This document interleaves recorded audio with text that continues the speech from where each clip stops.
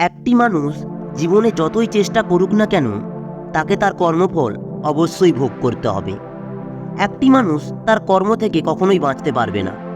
যেমন কর্ম তেমন ফল তাকে পেতেই হবে। আর এই কথাটা আপনিও কখনো না কখনো শুনেছেন। অর্থাৎ যেমন আপনি কর্ম করবেন তেমন ফল আপনি পাবেন।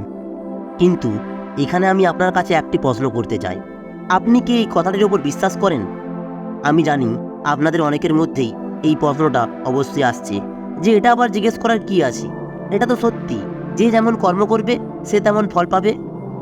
কিন্তু তারপরও যদি আপনি একবার চোখ বন্ধ করে নিজেকে এই প্রশ্নটা করেন, তাহলে আপনি দেখতে পাবেন যে এই প্রশ্নের উত্তরটা আপনি স্পষ্টভাবে পাবেন না।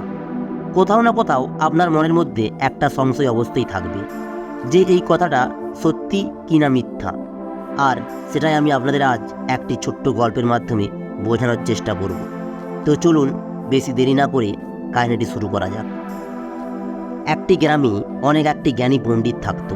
আর পণ্ডিত একদিন তার ওই ছোটবেলাকার বন্ধুর সঙ্গে দেখা করার জন্য অন্য একটি গ্রামে যাচ্ছিল। আর রাস্তায় পণ্ডিত একটি মানুষকে দেখতে পায়, যেই মানুষটি কারোর জন্য অপেক্ষা করছিল। আর ওই মানুষটি পণ্ডিতের সঙ্গেই চলা শুরু করে। আর মানুষটিকে দেখে পণ্ডিত খুব খুশি হয়ে যায়। পণ্ডিত ভাবে যে একসঙ্গে কথা বলতে বলতে গেলেই রাস্তাটা খুব তাড়াতাড়ি পার হয়ে যাবে। আর এটা ভেবেই ওই পণ্ডিত মানুষটিকে তার নাম জিজ্ঞেস করে। তখন ওই লোকটি বলে যে তার নাম ধর্মরাজ। আর পণ্ডিতের এই নামটি খুবই অদ্ভুত মনে হয়, কিন্তু তারপরও নাম সম্পর্কে সে আর কিছু জিজ্ঞেস করেনি। আর এরপরে তারা দুজনে ধীরে ধীরে পথ চলা শুরু করে। কিছু দূর যাওয়ার পর একটি গ্রাম চলে আসে। তখন ওই ধর্মরাজ ওই পণ্ডিতকে বলে যে আপনি একটু এগিয়ে চলুন, আমার এই গ্রামে একটু কাজ আছে, আমি আপনার সঙ্গে আগে গিয়ে একটু দেখা করছি। আর কিছুক্ষণ পরেই ওই গ্রামে খবর ছড়িয়ে পড়ে যে একটি ষাঁড় এসে একটি মানুষকে মেরে ফেলেছে। আর এইদিকে পণ্ডিত দেখতে পায় যে কিছুক্ষণের মধ্যেই ধর্মরাজ ফিরে চলে এসেছে। আর পুনরায় আবার তারা একসঙ্গে চলা শুরু করেছে। আর এরপরে তারা আর একটি গ্রামের সামনে এসে পৌঁছায়। সেখানে একটি বড় মন্দির ছিল।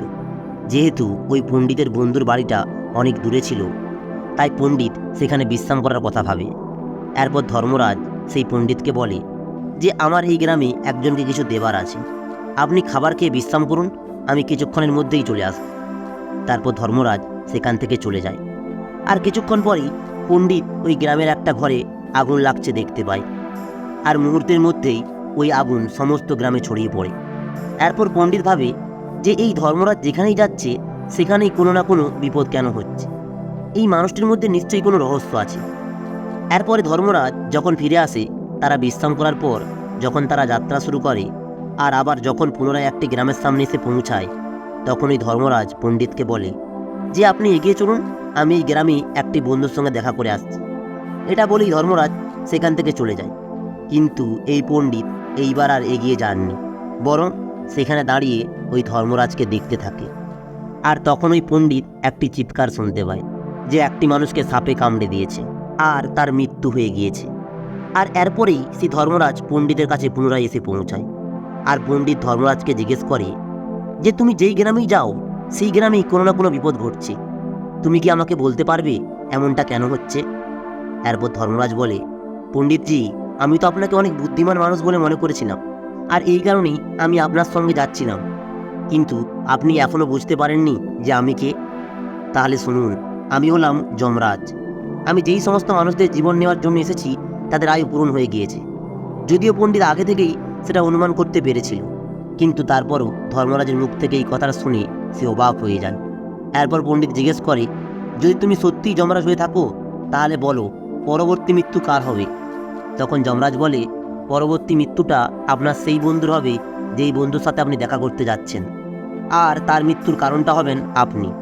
এটা শুনেই পণ্ডিত আরও অবাক হয়ে যায় আর চিন্তা করে, এটাই যদি সত্যিই যমরাজ হয়ে থাকে তাহলে আর কথাটা সত্যি হবে, আর আমার কারণেই আমার ছোটবেলাকার বন্ধু মারা যাবে। তাই সব থেকে ভালো হবে আমি আমার বন্ধুর সঙ্গে দেখা করতে যাব না, আমি আমার বন্ধুর মৃত্যুর কারণ তো অন্তত হব না। তারপর যমরাজ একটু হেসে বলে, আপনি যেটা চিন্তা করছেন আমি সেটা জানি, কিন্তু আপনি আপনার বন্ধুর সঙ্গে দেখা করেন কিংবা নাও বা করেন, আপনার বন্ধুর ভাগ্যটা পরিবর্তন হবে না। আপনার বন্ধুর মৃত্যু তো নিশ্চিত, আর সেটা আগামী কিছু মুহূর্তের মধ্যেই হয়ে যাবে। কিন্তু তারপর পণ্ডিত তার বন্ধুর মৃত্যুর কারণ হতে চাচ্ছিল না। এই কারণেই সে পুনরায় গ্রামের দিকে ফিরে আসতে থাকে। আর তখন ওই পণ্ডিত দেখতে পায় যে তারই বন্ধু তার দিকে ছুটে ছুটে আসছে। আর যখন সে পণ্ডিতের কাছে এসে পৌঁছায় তখন তার পায়ে আঘাত লেগে পণ্ডিতের কাছে পড়ে যায়, আর সেখানেই পণ্ডিতের বন্ধু মারা যায়। এরপরই পণ্ডিত যমরাজের দিকে তাকায় আর তার কারণ জিজ্ঞেস করে। তখন যমরাজ বলে, আপনার বন্ধুটা বৃদ্ধ হয়ে গিয়েছে আর সে আপনার দিকেই দৌড়ে আসছিল, আর যখন আঘাত লেগে পড়ে যায় তার শ্বাস বন্ধ হওয়ার কারণে সে মারা যায়, আর এই জন্যই আপনার বন্ধুর মৃত্যুর জন্য আপনিই দায়ী। এত কিছুর পরেও ওই পণ্ডিতটা ভালো করে জানতো যে মৃত্যুর ওপর কারো কোনোদিনও নিয়ন্ত্রণ নেই, সবাইকে একদিন না একদিন মারা যেতে হবে। আর ওটা ভেবে ওই পণ্ডিত নিজেকে সামলে নেয়। আর পণ্ডিতের মনে নিজের মৃত্যুর সম্পর্কে জানার ইচ্ছা হয়, তাই ধর্মরাজকে জিজ্ঞেস করে, তুমি এটা কি বলতে পারবে যে আমার মৃত্যুটা কবে, কোথায় আর কীভাবে হবে? তখন যমরাজ বলে, যদিও কোনো মানুষের তার নিজের মৃত্যুর সম্পর্কে জানা উচিত নয়, কারণ মানুষটা যদি জানতে পারে তার মৃত্যু কবে হবে সে অনেক দুঃখ পাবে। আর আমার মনে হয় আপনি একজন অনেক জ্ঞানী মানুষ, আর এই কারণেই আমি আপনাকে বলছি, আপনার মৃত্যুটা আজ থেকে 6 মাস পরে আজকের দিনে অন্য কোনো রাজ্যে ফাঁসির কারণে হবে।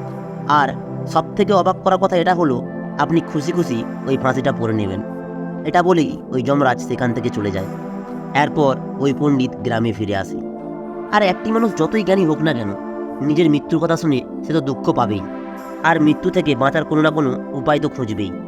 আর পণ্ডিত সেটাই করে, যে আমাদের রাজার কাছে তো অনেক জ্ঞানী জ্ঞানী মানুষ আছে, তারা আমার মৃত্যুর কোনো না কোনো সমাধান বের করে নেবে।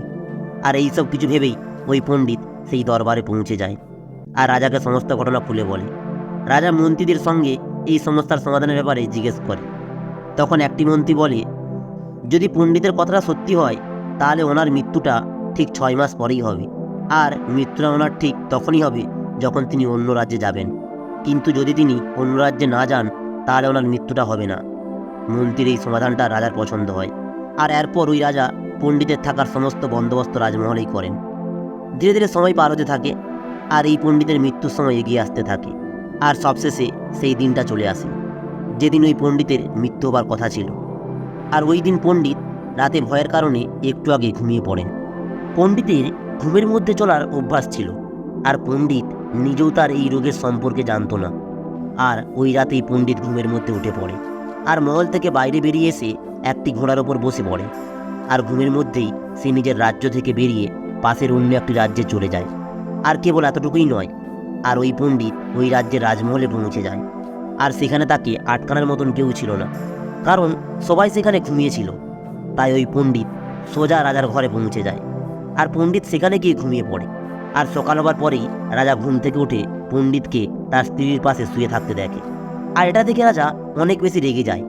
রাজা এই পণ্ডিতকে বন্দি করার আদেশ দিয়ে থাকে। আর পণ্ডিত যখন দেখে যে সে পাশের রাজ্যে জেলে বন্দি, তখন সে এটা দেখে অবাক হয়ে যায় যে সে এই রাজ্যে কীভাবে পৌঁছালো। কিন্তু এই রাজ্যে পণ্ডিতের কথা শোনার মতন কেউ ছিল না। তারপর রাজার সামনে ওই পণ্ডিতকে নিয়ে আসা হয়, আর ওই পণ্ডিতকে দেখেই রাজা এত বেশি রেগে যায় যে রাজা তাকে ফাঁসি দেওয়ার আদেশ দিয়ে দেয়। আর ফাঁসির শাস্তি শুনে ওই পণ্ডিত ভয় পেয়ে যায়। আর এরপরে ওই পণ্ডিত বলে, মহারাজ, আমি জানি না যে কীভাবে আমি এই রাজ্যে পৌঁছে গিয়েছি, আর আমি এটাও জানি না যে আমি আপনার শোবার ঘরে কীভাবে পৌঁছে গেছি, আর আমাকে কেন কোনো পাহারাদার আটকায়নি। কিন্তু আমি এটা খুব ভালোভাবে জানি যে আজ আমার মৃত্যু হবার কথা ছিল, আর সেটা হতে যাচ্ছে। রাজার এই কথাটা একটু অদ্ভুত মনে হয়, আর পণ্ডিতকে জিজ্ঞেস করে যে তুমি কীভাবে জানলে যে তোমার আজকে মৃত্যু হবে? রাজার এই প্রশ্নের উত্তরে পণ্ডিত তার বিগত 6 মাসের সমস্ত ঘটনা তাকে খুলে বলে।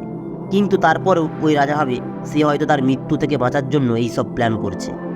আর এরপর রাজা বলে, যদি তোমার কথাটা সত্যি হয় আর যদি তোমার আজকে মৃত্যুর দিন হয় তাহলে আমি তোমার আজ মৃত্যুর কারণ হব না, কিন্তু যদি তোমার কথাটা মিথ্যে হয় তাহলে তোমার আজ নিশ্চয়ই মৃত্যুর দিন হবে। আর যে রাজ্য থেকে ওই পণ্ডিত এসেছিল সেই রাজ্যের সঙ্গে রাজার একটা ভালো সম্পর্ক ছিল। এই জন্য রাজা নিজের সৈন্যদেরকে পাশের রাজ্যের রাজার কাছে পাঠিয়ে দেয়, আর পণ্ডিতের কথাগুলো সত্য কিনা এগুলো জানতে বলা হয়।